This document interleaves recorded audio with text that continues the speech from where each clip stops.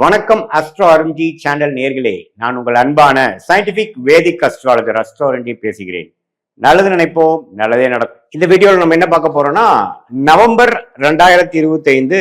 விருச்சிக ராசிக்காரர்களுக்கு எத்தகைய ஒரு பலாபலன்கள் நிறைந்த ஒரு மாதமாக இருக்க போகிறதுங்கிறது சயின்டிபிக் வேதிக் அஸ்ட்ராலஜி முறையில துல்லியமான அறிவியல் சார்ந்த ஜோதிட கருத்துக்களை பார்க்க போகிறோம். மிகைப்படுத்தாமல், மூடநம்பிக்கைக்குள்ள போகாமல், உள்ளது உள்ளவாறு எப்படி நம்ம ஒளி தத்துவம் ஜோதிடத்துல, இந்திய வேத ஜோதிடத்துல நம்மளுடைய கருமா செயல்பட போகிறதுங்கிறது அக்யூரேட்டா துல்லியமா நம்ம பார்க்க போறோம். விருச்சிக ராசிக்கு பாருங்க, ஆண்டு கிரகமாகிய குரு இதுவரை 8ஆம் இடத்தில் இருந்த குரு, அஷ்டமத்தில் இருந்த குரு 9ஆம் இடத்துக்கு அதிவகரமாக ராசிவையே பார்க்கறது அருமை. அதே சமயத்துல சனி 5ஆம் இடத்திலிருந்து குரு பார்வை பெறுகிறார், தவறில்லை. 4ஆம் இடத்தில் ராகு இருக்கிறார், 10ஆம் இடத்தில் கேது இருக்கிறார். ஸோ தொழில் ரீதியான இடம் சார்ந்த விஷயத்துல நிறைய ஆக்டிவிட்டி, இடத்தை விற்கிறதா, இடத்தை வாங்குறது, கொடுக்கறது, பண்றதுங்கிறதெல்லாம் நிறைய போயிட்டு இருக்கக்கூடிய அமைப்புல அந்த குருவின் பார்வையே ராசிக்குள்ள விழுந்து அந்த ராசி அதிபதி ஆகிய செவ்வாயும் ராசியிலேயே இருக்கிறாருங்கிறது நம்ம அருமை. ஸோ பூமி மூலமாக, இடம் மூலமாக, ரியல் எஸ்டேட் மூலமாக ஒரு பெனிஃபிட் வரக்கூடிய அமைப்புகள் நன்றாக இருக்கு. அது மூலமாக சில பிரச்சனைகள் சால்வ் பண்ணிக்கக்கூடிய அமைப்புகள் விருச்சிக ராசிக்காரர்களுக்கு வருகிறது. அதே சமயத்துல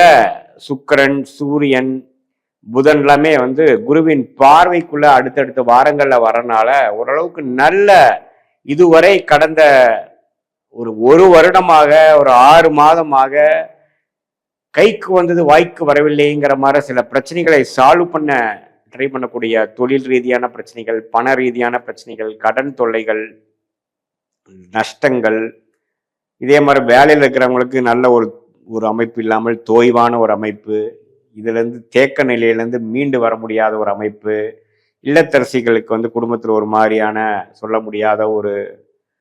ஒரு குடும்ப அமைப்பு, கொஞ்சம் மன உளைச்சலை கொடுக்கக்கூடிய அமைப்புகள், இதே மாதிரி சீனியர் சிட்டிசனுக்கு உடல் உபாதைகள், இது மாதிரி பல பிரச்சனைகளால விருச்சிக ராசிக்காரர்கள் பாதிக்கப்பட்டவங்களுக்கெல்லாம் பார்த்தீங்கன்னா இப்போ நவம்பர் மாதம் ஒரு அருமையான விமோச்சனத்தை கொடுக்கக்கூடிய, மனம் உற்சாக அடையக்கூடிய அமைப்புகளாக நடக்கக்கூடியது இருக்கு. ஏன்னா உச்ச குருவே அதிவக்ரமாக 8ஆம் இடத்துல இருந்தவர் 9ஆம் இடத்துக்கு ராசியை பார்ப்பது அருமை. ஸோ திடீர்னு சில விஷயங்கள் பாசிட்டிவா நடக்கக்கூடிய அமைப்புகள், அது மூலமாக மென்டல் கிளாரிட்டி, மனசுல கொஞ்சம் சந்தோஷம், தூக்கமின்மையால பாதிக்கப்பட்டவங்க, மன உளைச்சல பாதிக்கப்பட்டவங்க, டிப்ரெஷன்ல இருந்தவங்க, வெளிநாடு விஷயங்கள் வாய்ப்புகள் இல்லாமல் இருந்தவங்க, நமக்கு வேணுங்கிற நல்ல வேலை வாய்ப்புகள் இல்லாமல் இருந்தவங்க, சுப விஷயங்கள் நடக்க முடியாமல் இருந்தவங்களுக்கு எல்லாமே பார்த்தீங்கன்னா படிப்படியாக சில பாசிட்டிவான விஷயங்கள் எதிர்பார்க்காத ரூபமாக நடந்து நமக்கு சில விஷயங்கள் பாசிட்டிவா முடிந்து,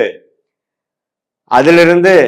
சில பிரச்சனைகளை நான் சால்வ் பண்ணிட்டேனே அப்பா அப்படிங்கிற மாதிரி ஒரு பெருமூச்சை விடக்கூடிய ஒரு அமைப்பு குறிப்பா முதல் வாரத்துக்கு அப்புறம் வரக்கூடிய அந்த பயிற்சிகள் ரொம்ப நல்லா இருக்கு. இதை எல்லா வயதினரும், அதாவது மாணவர்களுக்கு பார்த்தீங்கன்னா புதனே குரு பார்வை பெறுவது நல்லா படிக்கிறதுல ஒரு தீர்க்கமான ஒரு அமைப்பு, கிளாரிட்டி, என்ன உயர் படிப்பு படிக்கலாம், என்ன மாதிரி கோர்ஸ் போகலாம்,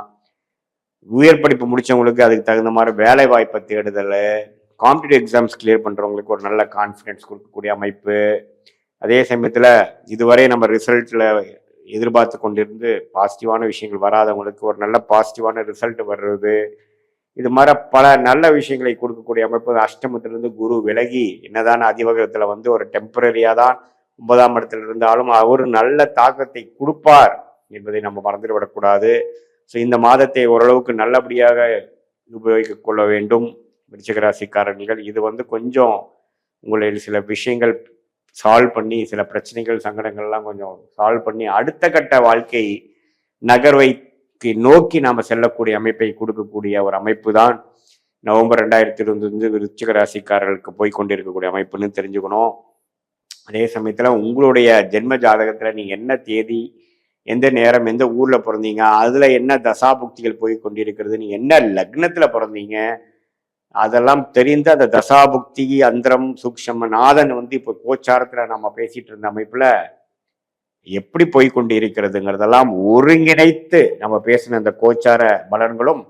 தசாபுக்திகள் பலனும் சயின்டிபிக் வேதிக் அஸ்ட்ராலஜி முறையில துல்லியமாக நாம பார்த்து ஒருங்கிணைத்து நம்மளுடைய ஜோதிட பலனை நம்ம சொல்லும் பொழுது அடுத்த வரக்கூடிய 3 மாதம், அடுத்து வரக்கூடிய 6 மாதம், 1 வருடம் எப்படி இருக்க போகிறது, நம்ம எதுமாற வாழ்க்கை பயணம் வந்து எந்த திசை நோக்கி திரும்ப போகிறது, வேலை மாற்றங்கள் எப்பொழுது,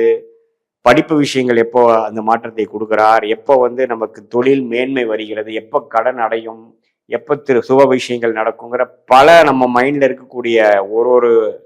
டவுட்ஸ் அண்ட் கிளாரிஃபிகேஷனுக்கு தகுந்த பலன்களை நம்ம ஜாதகத்தில் பார்த்து அந்த கர்ம பலன் எப்படி செயல்படுகிறது, உங்களோட கிரகம் வந்து எப்படி ஸ்தான பலம், திக்பலம், திருட்பலத்தோடு இருக்கிறாரா, எந்த இடத்துல இருக்கிறார், உங்களுடைய பாவத்துல 1ஆம் பாவமா 12ஆம் பாவமா, எந்த நட்சத்திரத்தில் இருக்கிறார், இப்ப என்ன தசாபுக்தி போய் கொண்டிருக்கிறதுங்களாம் தெரிந்து உங்களுக்கு ஒரு நல்ல தசாபுக்திகள் போகும்பொழுது நான் சொன்ன நல்ல பலன்கள் இன்னுமே தூக்கலாகவும் இன்னும் நன்றாகவும், அதே சமயத்தில் ஒரு சுமாரான திசைகள் போகும்பொழுது இன்னுமே நான் சொன்ன ஒரு சாதகமான பலன்கள் கொஞ்சம் கம்மியாகவும் சாதகமற்ற பலன்கள் அதிகமாகவும் இருக்கக்கூடிய அமைப்புகள் உண்டு. ஸோ இதுதான் வந்து இந்திய வேத ஜோதிடத்தை வந்து சயின்டிஃபிக் அமைப்புல நம்ம பார்த்து எந்த விதத்திலும் மூட நம்பிக்கைக்குள்ள போகாமல் மிகைப்படுத்தாமல் உள்ளது உள்ளவாறு நம்ம பார்க்கும் பொழுது நம்ம கர்ம பலனை நாமளே தெரிந்து கொண்டு அதற்கு தகுந்தமாற வாழ்க்கை திட்டங்களை தீட்டி செயல்படுவே. ஆனால் தேவையற்ற சமய விரயங்கள், அதே சமயத்தில் பண விரயங்களை தவிர்த்து செய்ய வேண்டிய விஷயங்கள் செய்ய வேண்டிய நேரத்தில் செய்து நம்மளுடைய கர்ம பலனுக்கு நிகரான பலாபலங்களை எதிர்கொண்டு நம்மளுடைய வாழ்க்கை திட்டங்களை தீட்டி அந்த டைரக்ஷனை நம்ம போனோம்னா எளிதில் வாழ்க்கையில் எதிர்நீச்சல் போடாமல் வெற்றி பெற முடியும். நம்மளுடைய பிராப்தங்களை அறிந்து அதுக்கு தகுந்த விஷயங்களை நம்ம பார்க்கலாம். நம்ம இந்த கோச்சார அமைப்பா வந்து ஆண்டு கிரகத்தின் சஞ்சாரம், பெயர்ச்சி, குரு, சனி, ராகு, கேது, மாத கிரகத்தின் சஞ்சாரமாகிய செவ்வாய், புதன், சூரியன், சுக்கிரன், இது எல்லாமே பார்த்தீங்கன்னா ஒரு பொதுவான அமைப்புகளே தவிர உங்களுடைய ஜென்ம ஜாதகத்துல எந்த மாதிரி தசாபுக்திகள் போய் கொண்டிருக்கிறது, அந்த தசநாதன் புக்திநாதன் ஒண்ணுக்கு ஒண்ணு எப்படி இருக்கிறார்கள், உங்க என்ன லக்னத்துல இருக்கீங்க, இந்த லக்னமும் ராசியும் ஒன்னா ஆளு வேற என்ன லக்னம், அதெல்லாம் வைத்து பார்க்கும் பொழுது இன்னுமே வந்து துல்லியமான பலன் வந்து இந்த சயின்டிஃபிக் வேதிக் அஸ்ட்ராலஜி முறையில நம்ம அந்த ஒளி தத்துவம் வந்து உங்களுடைய கர்மாவை எப்படி செயல்படுத்துகிறது, எந்த நேரத்தில் சாதகமான கர்மா கரைகிறது, எந்த நேரத்தில் சாதகமற்ற கர்மா கரைகிறதுங்கிறதெல்லாம் தெரிந்து இப்போ இந்த நவம்பர் மாதம் வரக்கூடிய ஒரு டெம்பரரியான ஒரு ரிலீஃப், அதாவது அஷ்டமத்தில் போன குரு 9ஆம் இடம் என்று சொல்லப்படுகிற பாக்கியஸ்தானத்துல வந்து கடகத்தில் உச்சம் பெற்று ராசியை பார்க்கிறது, 3ஆம் இடத்தை பார்க்கிறது, 5ஆம் இடத்தில் பார்க்கறதெல்லாம் பார்த்தீங்கன்னா ஒரு விசேஷ பலனை, நல்ல பலனை கொடுத்து 5ஆம் இடத்துல சனி இருந்து குழந்தைகள் ரீதியான சில சங்கடங்களை கொடுத்ததெல்லாம் பார்த்தீங்கன்னா ஓரளவுக்கு தன்மைப்படுத்துற மாதிரி அந்த குரு பார்வை வந்து இருக்குதுங்கிறது தெரிஞ்சுக்கணும். ஸோ இந்த மாதத்தை நல்ல ஒரு அமைப்பாக நீங்க அதை யூஸ் பண்ணி வாழ்க்கையில் சில பிரச்சனைகளிலிருந்து மீண்டு வாழ்க்கையில் வெற்றி பெற வேண்டும் என்று சொல்ல விரும்புகிறேன். மீண்டும் மற்றொரு காணொலியில் சந்திப்போம். நன்றி, வணக்கம்.